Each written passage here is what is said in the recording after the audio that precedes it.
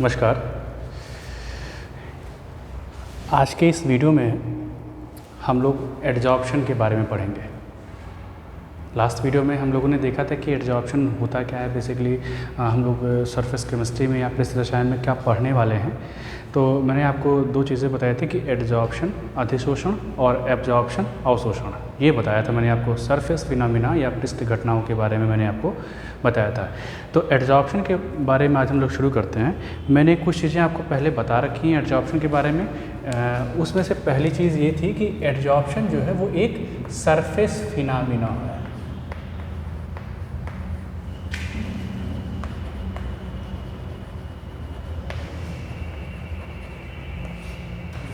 ठीक है, surface phenomena. Hindi में क्या लिखेंगे इसको? पृष्ठ घटना है। तो इसी पृष्ठ घटना के बारे में हमको डिटेल स्टडी यहाँ पे करनी है। ठीक है, तो एडजॉर्प्शन होता क्या है? ठीक है, सबसे पहले देखते हैं कि एडजॉर्प्शन क्या है। जैसा कि मैंने कल आपको बताया, लास्ट वीडियो में मैंने आपको बता रखा है कि एडजॉर्प्शन होता है the accumulation of gaseous substance on the surface of A solid is called adsorption. है ना, किसी ठोस की सतह पर गैस के कणों का चिपकना क्या कहलाता है? अधिशोषण कहलाता है। अब पहला क्वेश्चन ये उठता है कि ऐसा होता क्यों है? हमने हाथ ऐसे किया, इस पर 10 पार्टिकल रखे, चिपके क्यों? हमने चौक से इस पर लिखा तो ये चौक पार्टिकल क्यों चिपक गया यहाँ पे? ये क्वेश्चन पहला उठता है कि ये होता क्यों है। ठीक है, ये क्वेश्चन पहला ये होता है। ये चीज़ हम लोग यहाँ पे जानेंगे। इस वीडियो में हम लोग क्या जानेंगे कि ये जो एडजॉर्प्शन का प्रोसेस होता है, एडजॉर्प्शन क्यों होता है, ये चीज़ हम लोग जानेंगे। दूसरी चीज़, एडजॉर्प्शन या अधिशोषण जिसको हम बोल रहे हैं, उसमें कई सारे टर्म्स होते हैं। जो सॉलिड सब्सटेंस, जो ठोस पदार्थ जिसकी सतह पर अधिशोषण होता है, एडजॉर्प्शन होता है, उसको क्या बोलेंगे? जिसका अधिशोषण या जिसका एडजॉर्प्शन होता है उसको क्या बोलेंगे? ये सारी चीज़ें हम लोग यहाँ पे जानेंगे। ठीक है, तो पहला क्वेश्चन कि ये एडजॉर्प्शन होता क्यों है ना? ऐसा क्या हो गया? देखिए, एवरीथिंग बिगिंस विथ वाई। हर चीज़ शुरू होती है क्यों से और कैसे पे जाके ख़त्म हो जाती है और बाद में हम लोग उसका इस्तेमाल करते हैं। ठीक, तो हम लोग यहाँ पे ये देखेंगे कि एडजॉर्प्शन पहले होता क्यों है ना? अब एक चीज़ देख लेते हैं। अगर एक आइडिया हमको लेना हो कि एडजॉर्प्शन क्यों हो रहा है, तो फिर से एक क्यूब ड्रॉ करते हैं।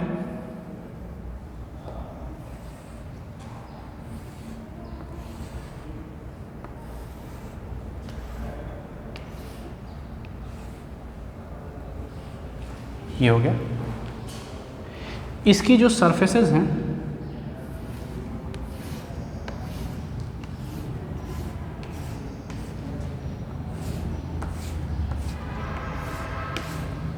ये इसकी सरफेसेस है। बीच वाला हमने छोड़ दिया। ये फ्रंट साइड का जो फेस है और ये जो बैक साइड का फेस है उसको कर देंगे तो फिर पता नहीं चलेगा। ये इसके सरफेस है। आखिर ये पदार्थ, ये सब्सटेंस कुछ मॉलिक्यूल से मिलकर बना होगा, कुछ अणुओं से मिलकर के बना होगा, है ना? तो अब देखिए यहाँ पे अगर सेंटर में इसी का एक हम निकाल लेते हैं, एक फेस हम यहाँ निकाल लेंगे। ठीक है, देखिए ये है अणुओं की व्यवस्था, यहाँ पे अरेंजमेंट ऑफ मॉलिक्यूल्स। ठीक है,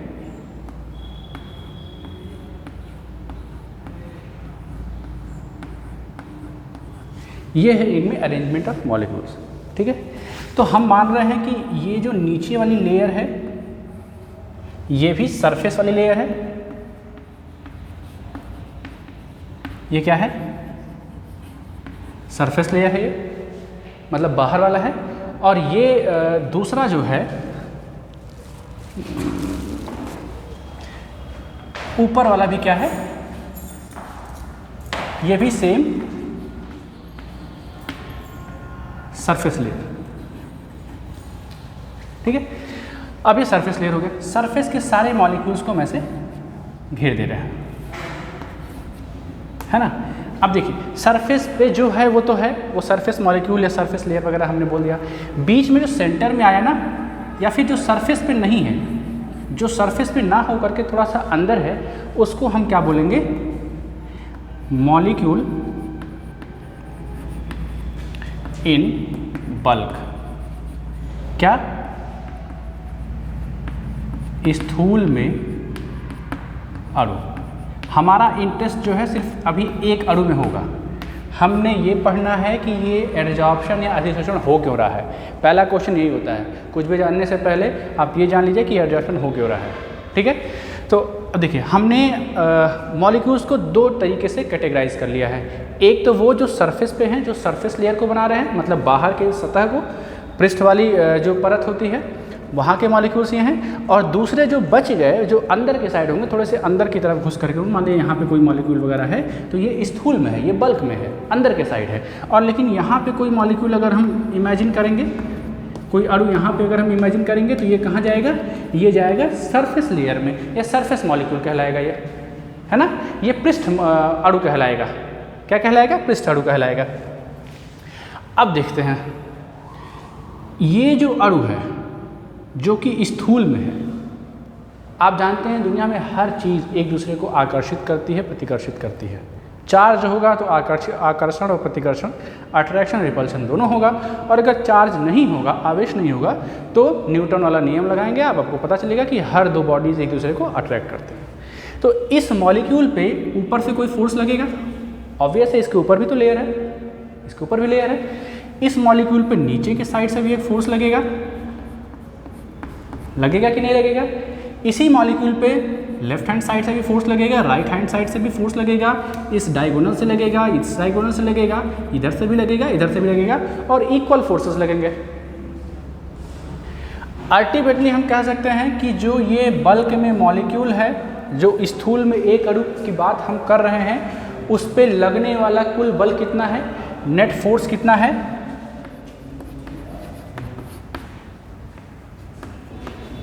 नेट F कितना होगा, 0 होगा, होगा ना। और अगर इस पे बल 0 है तो इसकी ऊर्जा कितनी होगी, एनर्जी कितनी होगी, 0 ही होगी। हमने क्या कंक्लूड किया कि अगर कोई मॉलिक्यूल बल्क में है, स्थूल में है, तो उसके ऊपर कोई फोर्स काम नहीं करता है, उसके ऊपर किसी भी टाइप का फोर्स काम नहीं करता है, नेट फोर्स 0 होता है। ठीक है, सारे के सारे फोर्स देखिए एक दूसरे को कैंसिल कर रहे हैं हर डायरेक्शन में। फोर्स वेक्टर है ना, वेक्टर क्वांटिटी है फोर्स, तो फोर्स एक दूसरे को, ये वाला फोर्स लगा रहा था तो बाइस ने कहा कि मैं पीछे से खींचूंगा और तुमको कैंसिल कर दूंगा। ये मॉलिक्यूल जाना कहीं नहीं है, इस अणु को कहीं हिलना नहीं है यहाँ से। क्यों? क्योंकि अगर ये हिलता है तो फोर्स 0 नहीं होता। और आप देख रहे हैं कि यहाँ पे बिल्कुल ये सिमेट्रिकल एक अरेंजमेंट बन गया है, एकदम कायदे से बना हुआ है कि स्फेयर दिख रहा है, गोला दिख रहा है, दिख रहा है ना। तो इस अणु पे कोई फोर्स लगेगा? नहीं लगेगा। जब फोर्स नहीं लगेगा तो एनर्जी नहीं लगेगी। इस हिसाब से हम कह सकते हैं कि इस मॉलिक्यूल की कोई एनर्जी नहीं है। तो स्थूल में जो अणु होता है उसकी कोई ऊर्जा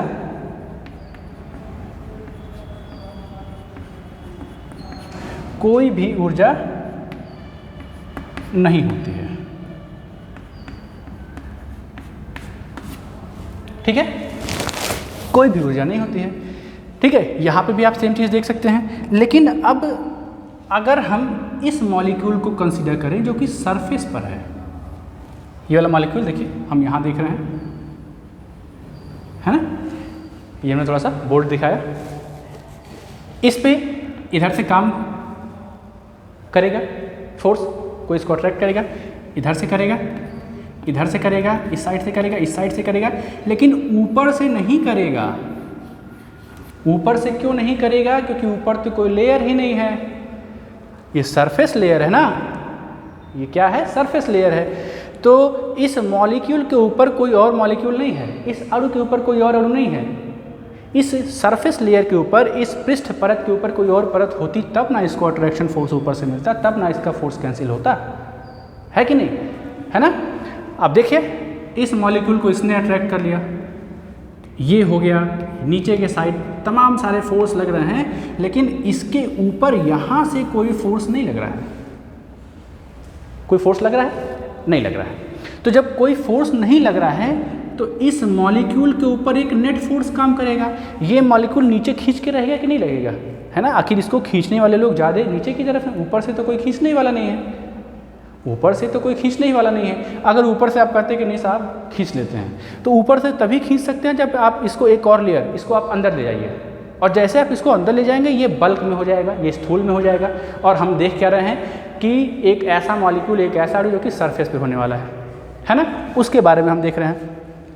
तो यहाँ पे जो एक अणु है, जो एक मॉलिक्यूल है, उसके ऊपर एक नेट फोर्स काम करता है कि नहीं करता है?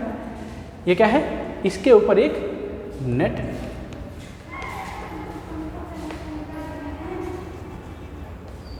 अट्रैक्टिव फोर्स काम कर रहा है।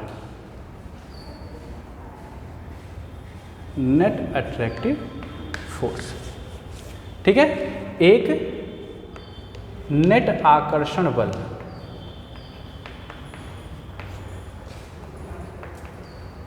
बल F की बात हम यहाँ पे कर रहे हैं, और ये बल किस दिशा में काम कर रहा है? नीचे की साइड। देखिए सारे लोग मिलकर इसको कहाँ खींचेंगे? नीचे की साइड खींच रहे हैं। सपोज करिए आप ये मॉलिक्यूल होते हैं। एक बार आप खुद को यहाँ पे इमेजिन करिए और एक बार खुद को आप यहाँ पे इमेजिन करिए। जब आप बल्क में होंगे, जब आप स्थूल में होंगे, है ना, जब आप स्थूल में होंगे तो क्या होगा कि आपके ऊपर लगने वाला जितना भी फोर्स है सब एक दूसरे को कैंसिल कर देगा और आपके ऊपर अल्टीमेटली कोई बल काम नहीं करेगा, कोई फोर्स काम नहीं करेगा। मतलब एकदम शांत खड़े हैं, ऐसे एकदम तन के, कोई दिक्कत की बात नहीं, एकदम स्टेबल स्टेट में है। लेकिन जब आप खुद को सरफेस पे एज्यूम करेंगे, जब आप खुद को ऐसा मानते हैं कि मैं एक ऐसा मॉलिक्यूल होने वाला हूँ या होने वाली हूँ, जो भी आप लोग हैं, अगर मैं सरफेस पे हूँ तो मेरे ऊपर एक अट्रैक्टिव फोर्स काम करेगा, है ना, करेगा कि नहीं करेगा? एक आकर्षण बल काम करेगा।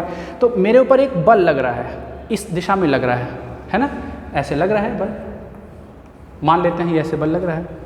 या फिर अगर इस कॉन्टेक्स्ट में देखें तो ये बल नीचे के साइड लग रहा है। आप क्या चाहेंगे कि ये बल आपके ऊपर लगता रहे, या आप चाहेंगे कि इस फोर्स को हम मिनिमाइज़ कर लें, इस बल को हम कम कर लें? दुनिया में हर चीज़ स्टेबल होना चाहती है, दुनिया में हर चीज़ अस्थाई होना चाहती है, और अस्थाई तभी होगी जब उस पर लगने वाले सारे फोर्सेस का सम या नेट फोर्स क्या हो जाए? जीरो हो जाए, है ना। तो ये फोर्स कब जीरो होगा? नीचे की तरफ लगने वाला फोर्स कब जीरो होगा? जब ऊपर की तरफ एक फोर्स लग जाए, है ना, जब ऊपर की तरफ एक फोर्स लग जाए। और जब ऊपर की तरफ एक फोर्स लगेगा तो कब लगेगा? जब इस मॉलिक्यूल के ऊपर भी मॉलिक्यूल्स आपको दिखाई देंगे, तभी ना होगा जीरो। भाई ये नेट फोर्स क्यों आ रहा था? क्योंकि इसके ऊपर कोई मॉलिक्यूल नहीं था। इस ठोस के ऊपर कोई मॉलिक्यूल होता, इस ये जो अपर लेयर है, सरफेस लेयर, इसके ऊपर अगर एक और लेयर होती तो इसके ऊपर कोई फोर्स काम करता? बिल्कुल नहीं करता, है ना। तो ये चीज़ हमको यहाँ पे देखनी है कि इसके ऊपर लगने वाला जो नेट डाउनवर्ड फोर्स है, नीचे की तरफ लगने वाला जो कुल बल है, ये तभी जीरो होगा जब इसके ऊपर भी मॉलिक्यूल्स आ जाएं, है ना। ये जो हमारा एरिया ऑफ इंटरेस्ट है, ये जो जिस मॉलिक्यूल में हमारा इंटरेस्ट यहाँ पे है, उसके ऊपर भी अगर मॉलिक्यूल आ जाए तब इसके ऊपर लगने वाला फोर्स क्या होगा? जीरो होगा। और आप ये बताइए कि अगर ये अपर सरफेस है, यहाँ पे एक मॉलिक्यूल है जिसकी हम बात करें, इसके ऊपर लगने वाला फोर्स नीचे के साइड है, इसके ऊपर मॉलिक्यूल कब आएगा? कोई दूसरा मॉलिक्यूल या कोई दूसरा अणु कब आएगा? जब ये एक अगर दूसरा कण बाहर से आ रहा है, इसके सतह पर, इसके सरफेस पे आके बैठ जाए, इसके सरफेस पे आके बैठेगा, तो जो अभी तक सरफेस पे था, ये जो अभी तक सरफेस पे था, अब ये कहाँ चला गया? नीचे गया है, गया। और जैसे ही नीचे गया, वो क्या स्थिति इसको मिल गई? मॉलिक्यूल इन बल्क मिली ना, है कि नहीं? मॉलिक्यूल इन बल्क मिला।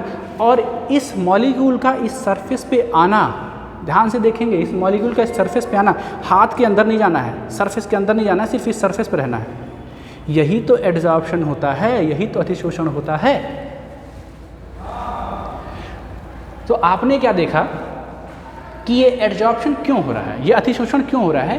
क्योंकि इस सरफेस मॉलिक्यूल के पास एक फोर्स काम कर रहा है, नेट फोर्स काम कर रहा है डाउनवर्ड डायरेक्शन में।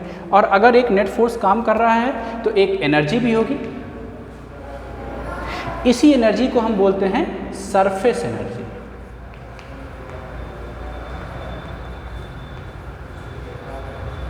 क्या हमने बोला?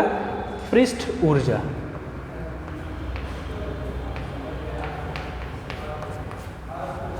ठीक, तो सरफेस, किसी सॉलिड सब्सटेंस के सरफेस पे जो मॉलिक्यूल्स होते हैं उनके पास सरफेस एनर्जी होती है, और उस सरफेस एनर्जी का रीज़न क्या है? क्योंकि उनके ऊपर एक नेट फोर्स काम करता है, और उस नेट फोर्स का रीज़न क्या है? क्योंकि इस सरफेस के मॉलिक्यूल पे, इस पृष्ठ के मॉलिक्यूल पे एक डाउनवर्ड अट्रैक्टिव फोर्स काम कर रहा है, नीचे की दिशा में एक बल काम कर रहा है ना, जो कि चाहता है कि सब कुछ नीचे आ जाए। और आपको हमने अभी बताया है कि बल वगैरह जितना मिनिमाइज रहे आपके ऊपर उतना ही बढ़िया होता है, जितना ही कम रहे उतना ही अच्छा होता है। तो इसी फोर्स को, इसी डाउनवर्ड फोर्स को, नीचे की दिशा में लगने वाले बल को कम करने के लिए ऊपर से लोग आते हैं इस बल को संतुलित करने के लिए, और वही घटना क्या है? अधिशोषण या एडजॉर्प्शन है। क्लियर है? ये चीज़ हो गई कि why does adsorption take place, होता क्यों है, अधिशोषण की घटना होती ही क्यों, जरूरत क्यों पड़ गई। ठीक है, तो ये मोटी मोटी चीज़ है। अगर आपसे किसी ने पूछा कि क्यों होता है, तो आपको अगर जल्दी जल्दी में आंसर देना तो बोल देना है बस कि सरफेस मॉलिक्यूल के पास सरफेस एनर्जी होती है, पृष्ठ के जो अणु होते हैं उनके पास पृष्ठ ऊर्जा होती है, इसी वजह से हो जाती है अधिशोषण की घटना। सरफेस के मॉलिक्यूल के पास सरफेस एनर्जी होने की वजह से एडजॉर्प्शन का प्रोसेस हो जाता है। अच्छा, जिस सरफेस पे एडजॉर्प्शन होता है उसको हम लोग क्या बोलते हैं? एडजॉर्बेंट। क्या है ये? एडजॉर्बेंट। हिंदी में बोलेंगे इसे अधिशोषक।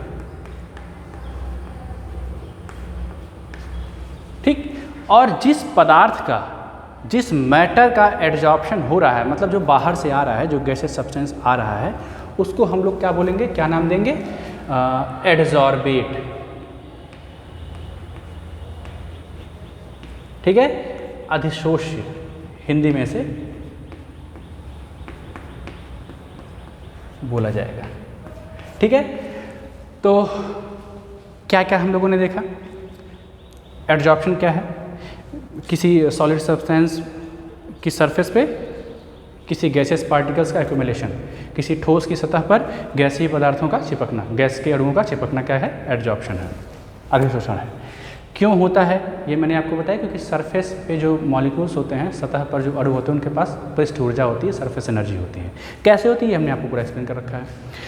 जिस सरफेस पे एडजॉर्प्शन होता है, जैसे मान लेते हैं ये हमारा सॉलिड सब्सटेंस है, ये इस पे अगर चॉक पार्टिकल या डस्ट पार्टिकल आके चिपक जाएं, तो ये जो सरफेस है this is called adsorbent surface, अधिशोषक सतह। और जो आके चिपक रहा है, बाहर से जो आ रहा है, वो क्या कहलाएगा? अधिशोष्य कहलाएगा, एडजॉर्बेट कहलाएगा। ठीक है, अच्छा, एडजॉर्प्शन के कई सारे टाइप्स भी होते हैं, ये हम लोग आगे की सीरीज़ में देखेंगे। जो टाइप्स होते हैं उनको मैं एक बार बस नाम ले लेता हूँ। होते हैं फिजिकल एडजॉर्प्शन, भौतिक अधिशोषण, और दूसरा होता है केमिकल एडजॉर्प्शन, रासायनिक अधिशोषण, सॉरी। ठीक है, तो ये हम लोग नेक्स्ट सीरीज़ में देखेंगे। वीडियो अगर पसंद आया तो लाइक करें, कमेंट करें, सब्सक्राइब करें। Thank you.